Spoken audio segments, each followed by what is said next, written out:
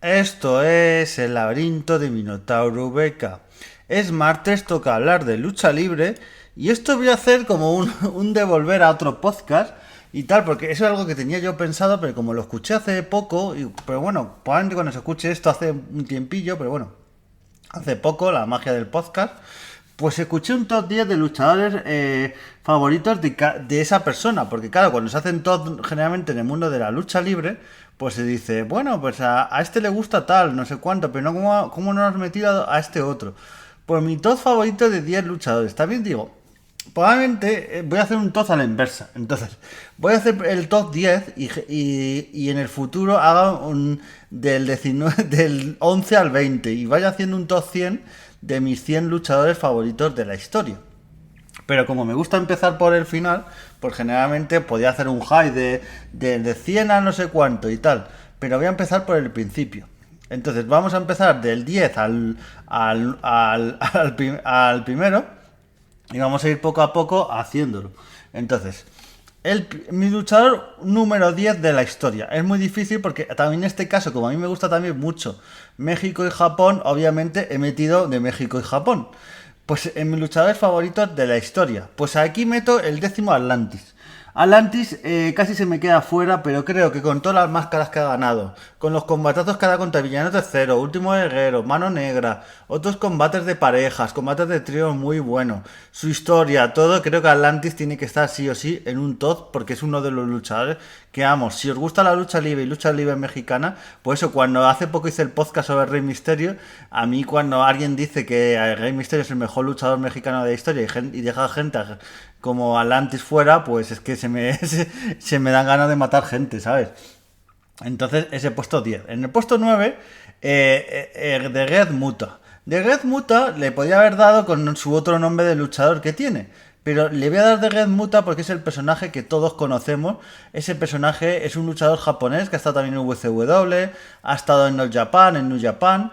Ese personaje que suelta ese mist, ese líquido verde. Entonces, por eso le quería meter en este top, porque creo que es bastante necesario que estuviera en este top, porque es una historia legendaria de la lucha libre. También estuvo en Noah, ha ganado muchos campeonatos, ha luchado contra gente como Ric Flair, Sting, auténticas leyendas, y creo que no estuvieran en este top, pues sería prácticamente un sacrilegio. En el número 8 podría meter un luchador que yo creo que también siempre ha sido de mis luchadores favoritos. Podría meter a Bret Hart, también os lo digo. Aquí probablemente hubiera metido a Bret Hart, pero os voy a dar la sorpresa y para mí voy a meter a Owen Hart. Y a Bret Hart probablemente cuando haga el top del 11 al 20 va a estar seguro. Pero tenía que meter a Owen Hart porque Owen Hart para mí siempre ha sido favorito. Y mira que por técnica y tal hay gente que le gusta mucho más Bret Hart, pero para mí creo que Owen Hart ha sido un luchador que ha estado muy infravalorado, porque podía haber sido perfectamente campeón mundial, la técnica la tenía, personaje, el micro, tenía absolutamente todo. Yo creo que no hubiera llegado a ser campeón mundial, porque todos sabemos cómo falleció Owen Hart en ese triste accidente que, bueno, para que no lo sepa, se hace un pay-per-view de WWE. En ese pay-per-view, Owen Hart tenía un personaje que se llama Blue Blazer, una especie de personaje enmascarado, superhéroe, que bajaba volando con una cuerda. Entonces esa cuerda, esa especie de tirolina se rompe, cae prácticamente contra el esquinero, contra el ring, y al poco de caer de camino al hospital muere. Entonces esta historia trágica que mucha gente piensa, la gente dice, es que claro, se acuerda la gente de Owen Hart como murió. No, no. Tiene combatazos contra Bret Hart, contra su hermano, contra otro. Os recomiendo que veáis su etapa en México y en Japón, que fue también bastante buena. Y estos luchadores bastante buenos. O sea, que yo creo que Owen Hart está bastante infravalorado. Me pasa con gente como Dynamite Kid y otros luchadores que British Bulldog siempre ha sido más conocido que Dynamite Kid, pues con Owen Hart me pasa igual. Entonces, pues os lo dejo. Luego, Rob Van Dam. Rob Van Dam para mí siempre, cuando me reengancho al mundo de la lucha libre, porque cuando en la primera etapa que es de la lucha libre, que yo sigo de Telecinco y luego viene esta segunda etapa, pues cuando yo enseguida conocí a este luchador, Rob Van Dam. ¿Por qué me llamó la atención? Por varias cosas. Pues para empezar, por su estética. esos toques que llevaba con los dragones, con una serie de dibujos, ese físico que se parecía mucho con su coleta y todo, incluso con el nombre, a Jean-Claude Van Damme, tal, sus patadas, sus artes marciales, en la lucha extrema, y para mí siempre Rob Van Damme ha sido un luchador que me ha gustado mucho. Luego podrá haber sido lo que ha sido fuera del ring, que ha sido bastante polémico. También os digo que va a haber uno en este top que va a haber antorchas de cómo le meto en este top. Pero bueno, para mí es mi top personal de mejores luchadores, Luchadores por técnica y personajes. Pero también os anticipo, no hay ni gente como Stone Cold, ni gente como Hulk Hogan, ni gente así. O sea, así que Rob Van Damme está ahí. Luego está el Santo. El Santo, yo no he podido ver muchos combates de lucha libre el Santo, pero aquí casi metería un paz al Santo Padre como al Santo Hijo, que sí he podido verle tanto en muchos combates grabados como en combates en directo. En Madrid le he podido ver algún combate y es una auténtica leyenda. Y es que todo lo que significa el Santo, todas las películas que ha hecho, es que decimos de Hulk Hogan en la lucha libre americana, pero es que el Santo es casi lo mismo o más a nivel mexicano porque todo lo que logró. Entonces para mí es importante que esté en este top. Luego voy a meter a Bryan Danielson. Bryan Danielson está ahí, no ha entrado casi en el podio, pero estaba ahí para entrar y se ha quedado fuera. Pero es que Bryan Danielson, para mí, eran mis luchadores favoritos de la historia sin entrar en un WWE.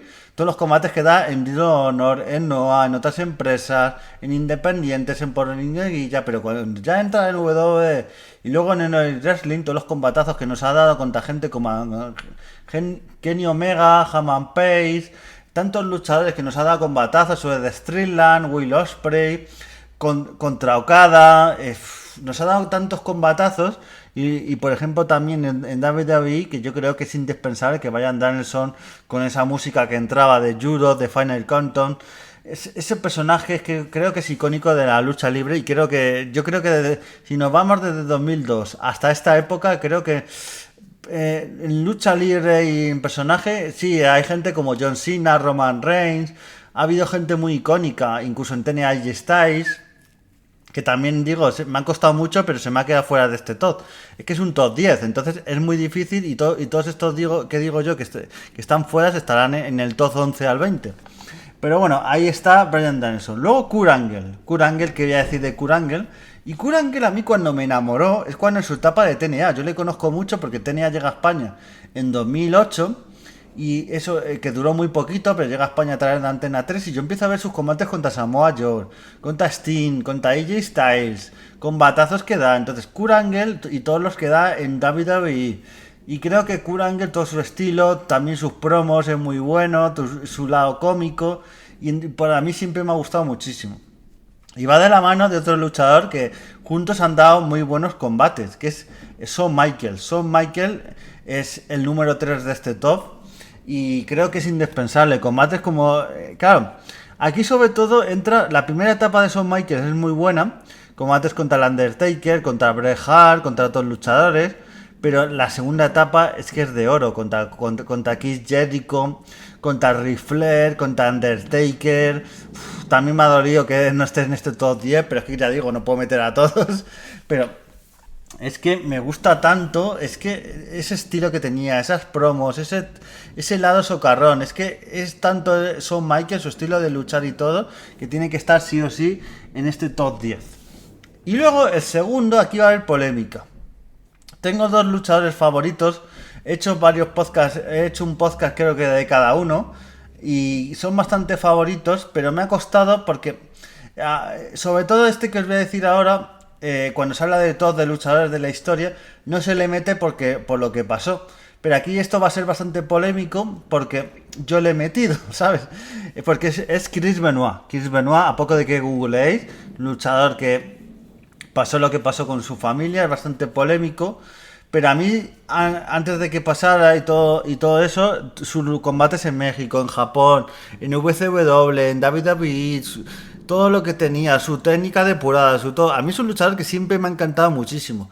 Y creo que es muy polémico y, por ejemplo, nunca va a entrar, y en eso sí estoy de acuerdo, que nunca entre en un salón de la fama de WWE, pero para mí siempre va a ser mi luchador favorito. Y como este es mi top personal de Minotauro BK de Sergio, de luchadores favoritos, o sea, no me he puesto a ver. Para mí, luchadores técnicos, porque si meto a luchadores técnicos, probablemente Rob Van Dam no hubiese estado en este top. Y el Santo tampoco, porque el Santo, bueno, era buen luchador, pero no entraría en un top 10 de los mejores luchadores técnicos de la historia, ni el Santo Padre ni el Santo Hijo.